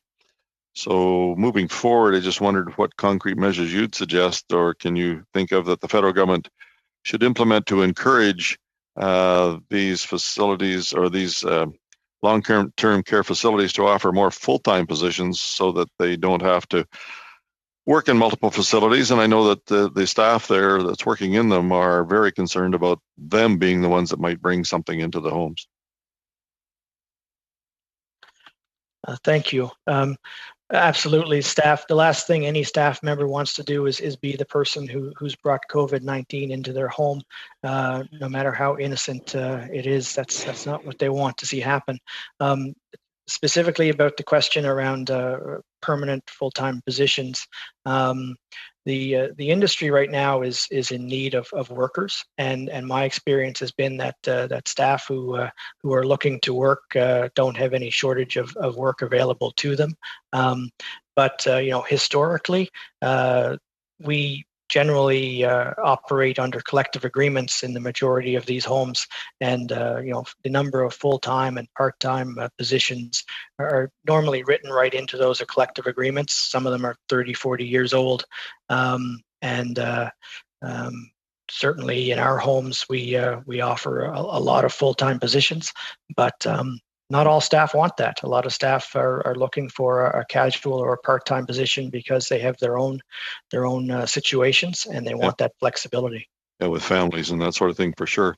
One of the things that just came up on the weekend here, one of the Harvard epidemiologist, Michael Mina, spoke out about the importance of rapid tests, and said that home testing could be a big game changer. At-home rapid tests aren't available in Canada, haven't been approved in Canada yet. And I know staff members are pretty concerned about bringing COVID in their workplace, as I said. So do you, just to reduce the stress of employees in these situations, should the federal government be approving and distributing the rapid at-home tests for staff who work at these long-term facilities? And it may apply to other things like our school systems as well. I know in Manitoba, the Premier has just indicated, Ms. Mooring, that they will have enough rapid tests for 2 tests a week for every teacher till the end of June. So maybe I could get the two of you to comment on that. Mr. Lee first there, if you could.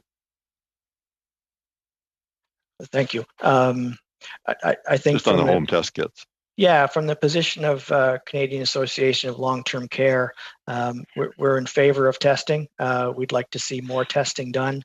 And at times there's been difficulties having access to the level of testing that we would like to have for our staff and residents in the community.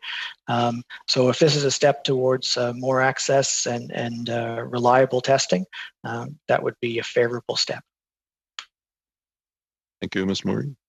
Well, and thank you for the question. And I would concur with that rapid testing for teachers and home testing would be helpful.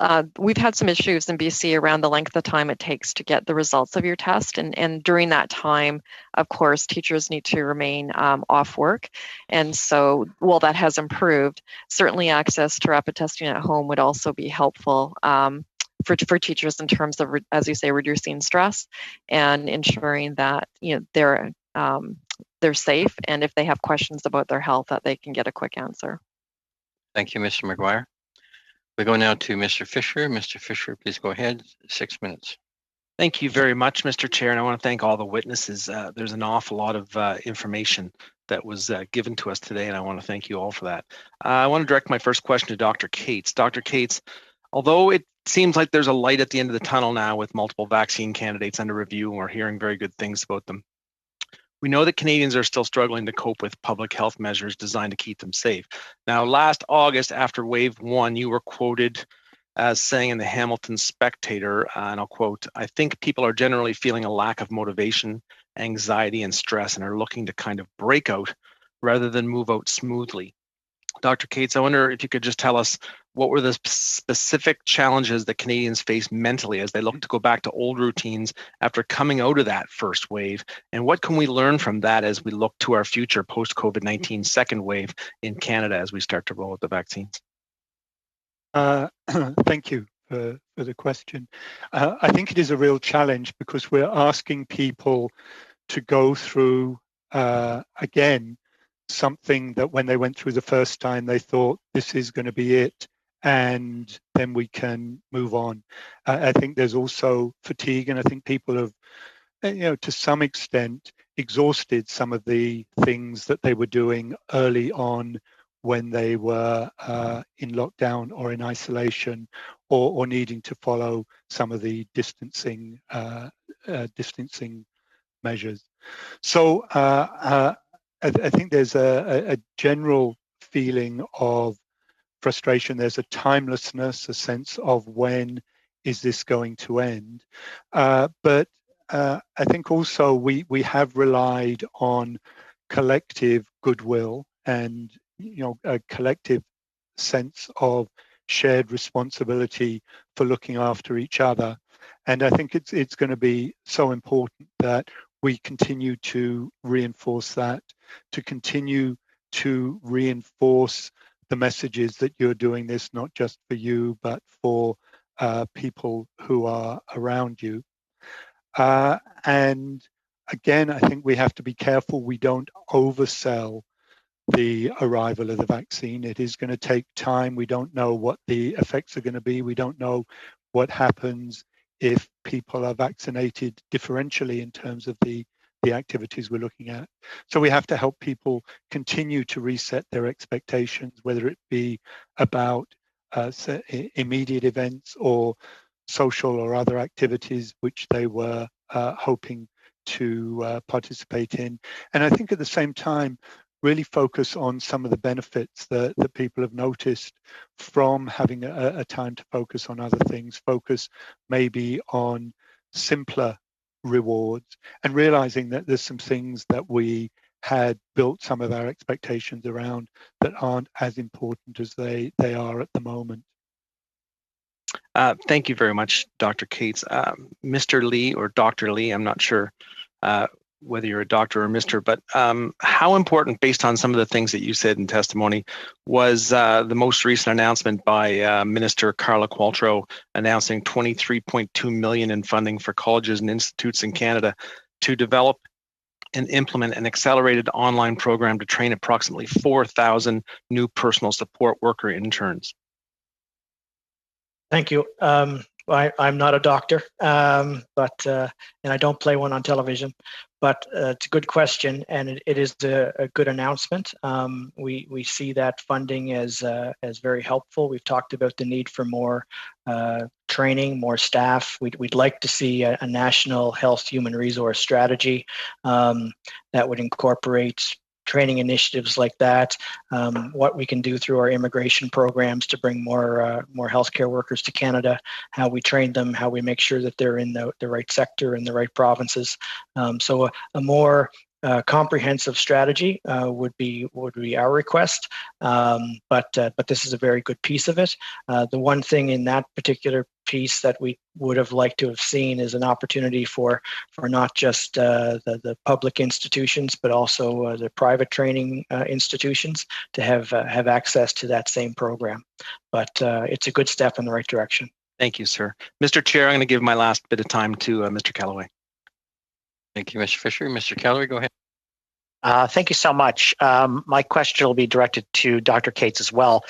Dr. Cates, my constituents often face long wait times for mental health support. And in saying that, though, I knew that my constituents would benefit from the Wellness Together app, as it provided a direct line to important mental health resources at no cost.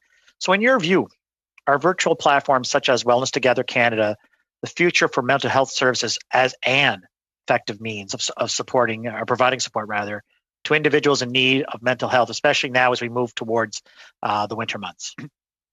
Yeah, I would say absolutely. I think one of the lessons, and I hope something we can take away as we move forward, is the opportunity to rethink the way we organize and we deliver mental health care. And I would say two particular pieces are important. The first is to really stress, emphasize, and support self-management by individuals of their own care. I mean, this is not original. It's something that is part of all care.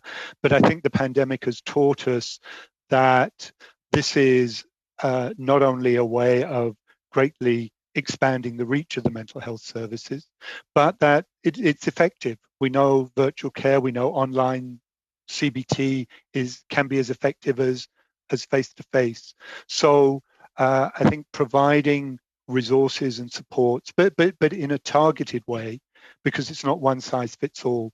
Different populations, whether it be young adults or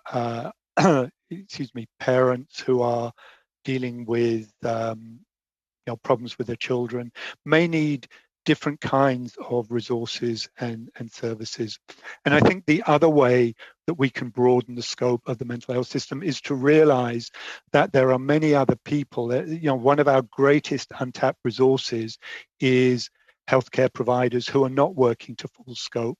And another is families. I don't think we've taken advantage of not only the willingness, but the expertise of families to assist in the care of their loved ones. And similar to supports for individuals, if we can support families, and if we can also support primary care providers, public health nurses, other sort of community visiting nurses, people working in community agencies with simple stepped approaches. So we're not turning everybody into a mental health specialist, but what we're saying is there are lots of things around lifestyle, dealing with stress, family relationships that anybody can be trained to deliver.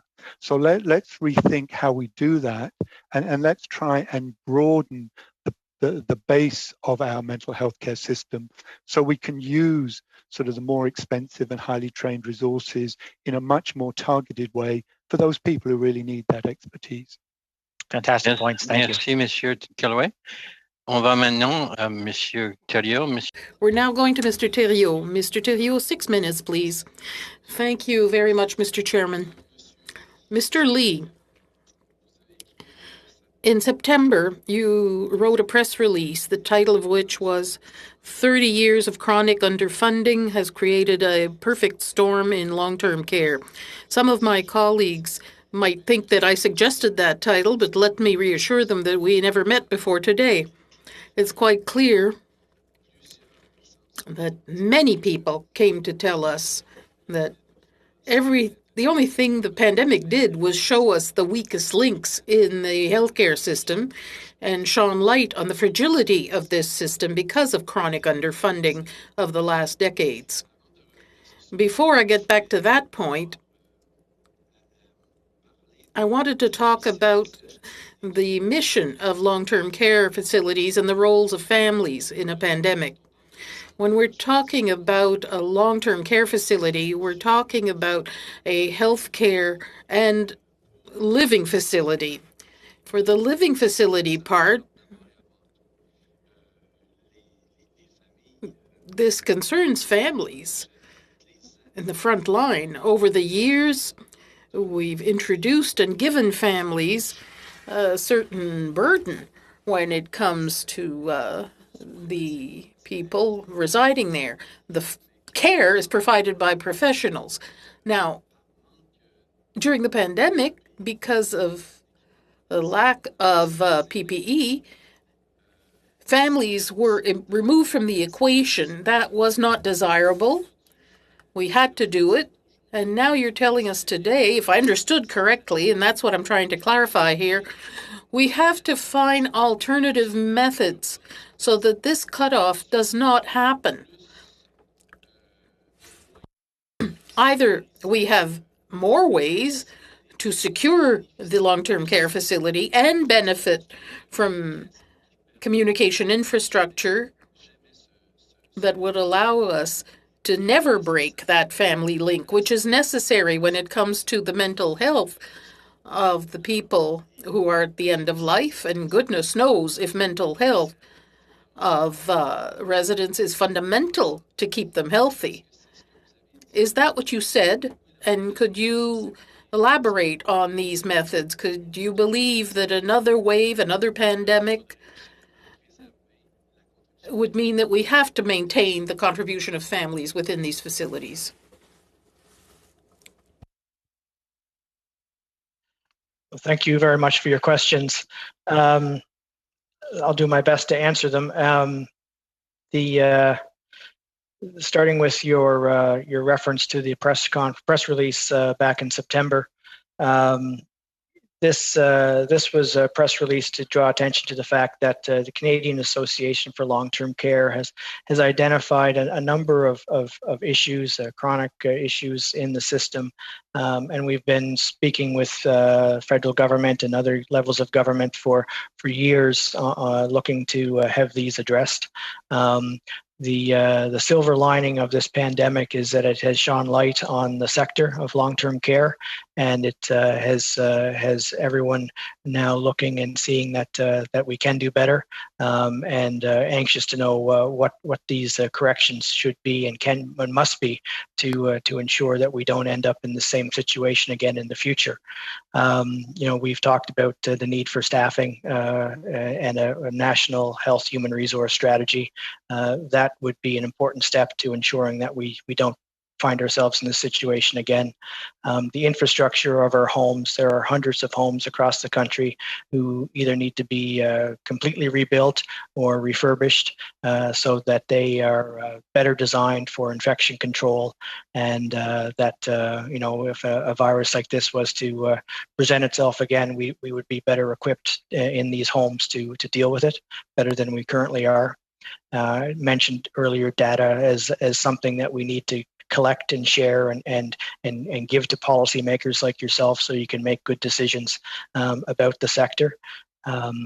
This has been an extremely difficult time for everybody, families and residents across the country, and we really don't want to repeat this. We see that there are ways to avoid going through the same scenario again. If another virus was to come and go through our country like this in 5 years' time, we should have the infrastructure, we should have the staffing, and we should have the information in place that we can avoid. Si on avait eu, excusez-moi. I'm sorry to interrupt you, but if we had enough individual protection equipment from the outset, PPE, would that decision to remove families from long-term care facilities been the same? Given the effect it has on residents, dying alone is inhuman. What could we do in the future to avoid that kind of cutoff? There was definitely a shortage of personal protective equipment in the early days of this pandemic, something that we're still experiencing, but to a much less degree currently. If the stockpiles had have been there in March and April, that we didn't even consider that as a barrier. As you know, it was talked about a lot in the early days of the pandemic as a concern, as a risk, as a barrier. Had we had larger stockpiles, we would have spent less time talking about personal protective equipment and probably more time talking about the other challenges that we were facing.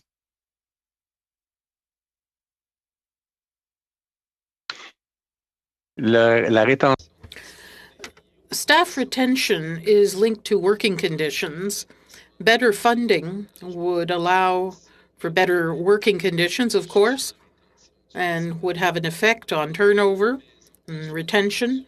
In long-term care facilities, dealing with the same people is a positive effect, too, for the quality of care that residents receive.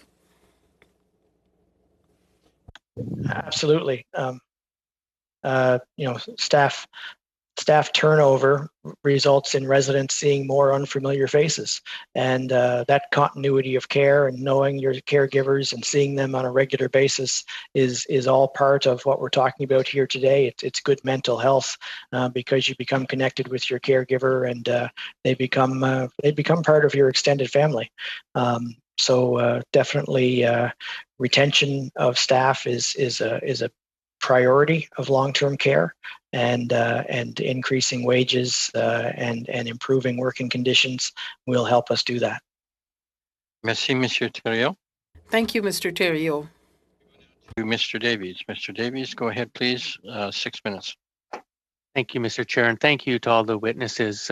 Ms. Mooring, a recent pan-Canadian survey conducted by the Canadian Teachers Federation revealed that 46% of teachers across Canada are concerned about their own mental health and well-being. And in a November 27th interview, you responded to that finding by saying, "It is stressful for all of us during this pandemic, but the fact teachers feel they don't have what they need in order to keep themselves and everyone safe is particularly difficult."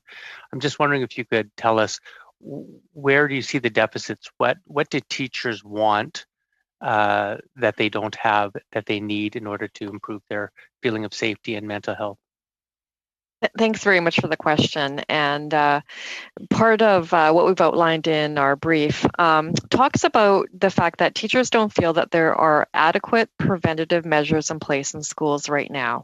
And so two of these issues involve PPE in BC at least, and this varies across Canada. There isn't a requirement for PPE to be worn in classrooms, just in common areas. And so that, especially with teachers with underlying medical conditions, this can be extraordinarily stressful in terms of being able to keep not only themselves safe, but also their students safe. And teachers have take a high level responsibility for keeping their students safe. And it feels like that's difficult to do. The other is, and I think this is more similar across Canada, there isn't the funding in order to reduce classroom density. And this is another physical distancing we know is an important issue in terms of limiting the transmission of the virus, that along with mask wearing. And neither are present right now in classrooms in BC. The other is data collection. And so we would like to see specific sector data as well. We don't have that right now. There is some information that is available publicly in BC, but it's only kind of a rolling clearinghouse of schools that have been issued exposure notifications. And in BC, there's been over 1,000 exposure notifications issued.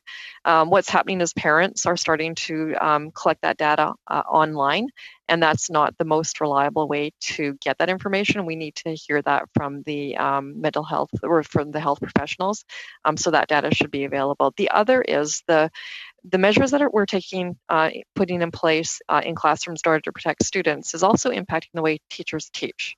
And so because there isn't PPE, students are required to be more stationary than we would like. And this is also having an impact on teaching and learning.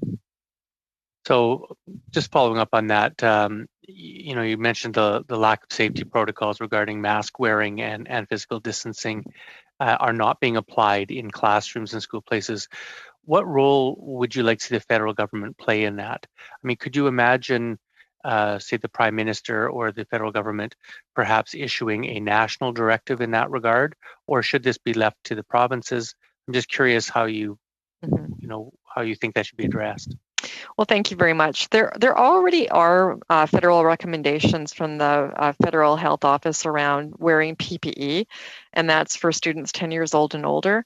We would like to see that more consistent. So we would like to see certainly at minimum encouragement federally for there to be more consistency across Canada in terms of some of the preventative measures that are in place.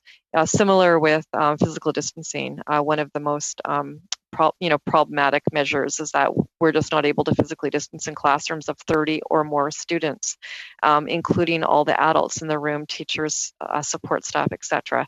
So these are crowded rooms. And we have concerns that as the community spread of the virus is increasing, and that certainly is happening in BC, especially in certain communities, that those in-school transmissions are just going to be inevitable. And so we're going to see the closure of schools instead of keeping them open. I'm going to try to squeeze in one more quick question if I could, and that is, of course, teachers are well placed to monitor the health of their students. And we heard that when children were being homeschooled, that this had a number of positive but also negative impacts on them. So I'm just wondering, has the return to in-person classes had a positive impact on students' mental health, or are you seeing challenges in that regard as well? Well, I think overall there's positive, especially for students who are more vulnerable. But there are challenges, of course, and that is, everyone is concerned about their safety. We also have, thousands of students that actually didn't return and they're engaged in remote learning. And that is very difficult to support when teachers are working full-time in their classrooms. And so I would say that more investment needs to be done in terms of supporting student mental health. Simply coming to school isn't enough. there needs to be additional counseling time for students who, many of whom, had really negative experiences during the school closure, especially again, students that experience housing and food insecurity, family violence, etc. And so there, we would like to see more supports directed to supporting student mental health. We're not seeing any increased investment in that regard. You mentioned that you'd like to see there was $2 billion made available by the federal government to provinces, but you were concerned about leakage or having not all that money used for the purposes for which it was intended. What advice would you give this committee to, in turn, give the government to help ensure that federal funding announced for safe return to school is being used for the intended purposes?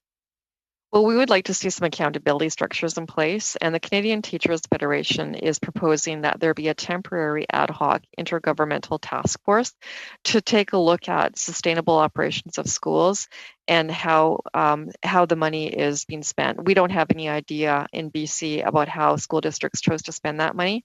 There needs to be some accounting of where it's gone, and that certainly hasn't been forthcoming yet. We think there is a need to ensure that the money is going to the purpose that it's intended to go to, and that is to keep schools and classrooms safe. And again, we're struggling for some of the preventative measures in BC, including in putting up barriers for teachers who have to teach hundreds of students every single week, and teachers who have underlying health conditions. So there are still a number of health measures that should be in place that are not, in addition to the additional safety measures that we think should be in place in schools. Thank you, Mr. Davies. Thank you for your testimony. So we have a very, very, very short time left. I'm going to try and squeeze in a 1 minute round, so 1 minute for each party. So the next person on my list from the Conservative Party is Ms. Rempel. Ms. Rempel-Garner, if you'd like to go ahead for 1 minute, please go ahead. You okay, Michelle? Go ahead. Or Mr. Barlow, that's whichever you like.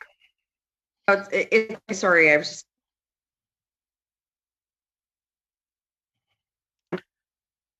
Ms. Rempel-Garner, you're frozen up. Sorry, can you hear me now, Chair? Yes. To the witnesses, I'm concerned about the impact of the impending holiday season on mental health. It might exacerbate the effects that we're already seeing that you've described. Can you provide recommendations briefly, just run through, maybe perhaps one each, or table with the committee recommendations that the federal government could take on an emergency basis to deal with some of the perhaps exacerbating issues that might happen over the holidays with regard to mental health and COVID lockdowns? So to anybody to answer or to just make a commitment to table with the committee. Yeah, I was going to say, I think the message has to be a very simple one. It's short-term pain for long-term gain, and that the more we can follow the limitations that are being asked, the quicker we're going to come out. And I think the second is to see this as an opportunity to create memories that are different memories, not to compare Christmas to or holidays to any previous, but just to say this is completely different. Let's completely suspend what happened in the past and let's get the most out of everything that we do this year, because it is hopefully just going to be a once in our lifetime event. Thank you, Ms. Rempel-Garner. We go now to Dr. Pulowski. Please go ahead, 1 minute. I have a question for Dr. Cates. So I think a lot of people have been under a lot of stress seeing their elderly relatives sick and possibly dying without their family being around. I could see this causing long-term problems for people, just the guilt of having to live with this. What are your recommendations with respect to people that are facing this kind of issue to help them get through it and hopefully get through it a little less scarred than they might otherwise? It would say a couple of things. First is just to validate that this is something that anybody in that situation is going to be experiencing, not to blame themselves. There's a simple kind of 5-letter formula: listen, inquire, validate, explain, and support. And I think if those of us who are health providers can just follow that very simple kind of acronym, it can be helpful. I think peer-to-peer support can also be helpful if people, whether it be through groups or one-to-one sort of facilitated peer support, can be helpful, can connect with each other. It can be very helpful. And I think the last is just to acknowledge that this is just an unimaginable and horrific experience that we've been through, and that just the opportunities to talk about what it's like rather than to block it away or try and put it into the past is the way that we move through it, and using all available supports and involving all family members, including sort of younger children as well, who have a different perspective but have been affected. Thank you. Thank you, Dr. Pawlowski. Sorry. Monsieur Thériault, allez-y. Mr. Thériault, you have 1 minute. Yes, Mr. Lee, I believe that in Quebec and the provinces want to have more transfers in health, to go from 31% to 35%. This way, it would cover more of the costs, because the operational costs are at 6%, which would cover the cost of the aging of the population. I suppose that you approve those recommendations? I would say yes, that we would approve seeing an increase to health transfers. But our recommendation would be that those transfers be targeted specifically for seniors, and in some way recognize the aging population and how that varies across the country. Merci, Monsieur Thériault. Thank you very much, Mr. Thériault. And how would you proceed in that doing so? Thank you, Miss. Sorry, do I have the floor, Mr. Chair? Yes, Mr. Davis, go ahead. Thank you. Ms. Moring, you touched on the fact that teaching is still a significantly feminized profession. I'm wondering if you'd be able to speak to what you've observed about how COVID has impacted teachers who identify as women, and what additional supports and provisions might be recommended to support their particular mental health needs at this time. Thank you very much for the question. And yes, teaching has become a much more feminized profession over the years, and the recent graduates are even more predominantly women, and so teaching has absolutely become much more feminized. And with that, obviously, teachers, not only women teachers, but also women generally in our society, do disproportionately bear the burden of supporting families, as well as, in this case, supporting our students. And so there needs to be some things, including the fact that teachers who are women and their children who are in daycare can't go to daycare or can't attend school because they perhaps have symptoms. More and more women are needing to take that time off work in order to care for their children. And so this means that they're going to be using up their sick leave and other leave provisions in a much more intense way than perhaps others are. And so increasing the federal benefits would really help women teachers in particular sort of buffer that loss of income that they see when they do have to take unpaid leaves in order to provide family care. The other issues are the additional stress put upon teachers who are women, just because of the additional burdens, means that they are carrying much more in terms of those stress levels with them into their teaching. And so again, having those safety precautions in place, preventative precautions in place in classrooms would absolutely help support teacher peace of mind, including the fact that teachers are keenly aware of if they get ill, and this is true across Canada as well, have a national teaching shortage, and so what we know also when teachers have to be away from their work is that there isn't always someone to fill that space, and that means that their colleagues need to fill in into their classrooms, which means that important services are removed from students who need that support, diverse learners, students with medical needs themselves. And so there's a bit of a snowball effect that happens due to the fact that, the disproportionate burden on women when they're in classrooms, has a lot of consequences. Thank you. Thank you, Mr. Davies. And thank you all of you witnesses, a great panel. Thank you all for your time today and sharing with us your expertise. It's a real help to our study.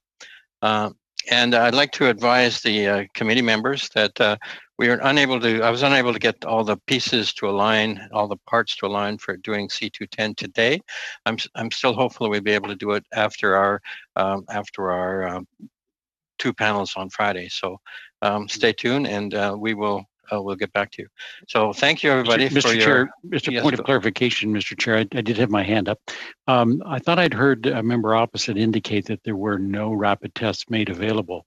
And my understanding is that over 7.4 million rapid tests have been deployed to the provinces and the territories, including over 964,000 to BC, 2.3 million to Ontario, and 143,000 to Nova Scotia. So just a point bit of clarification. Yeah. He meant home-based. He said home-based testing, not rapid testing. Okay. Well, my concern was that the inference was that there weren't any that were being distributed. No, so he I'm said glad that you specifically said home-based testing. Yeah. Thank you for that. It was home-based testing, Mr. Bynum. Sorry. Great. Thank you. Thank you, gentlemen, for your interventions, and again, thank you all for your time today and all your great work. And I'll see you all on Friday. With that, we are now adjourned. Stay well, everyone.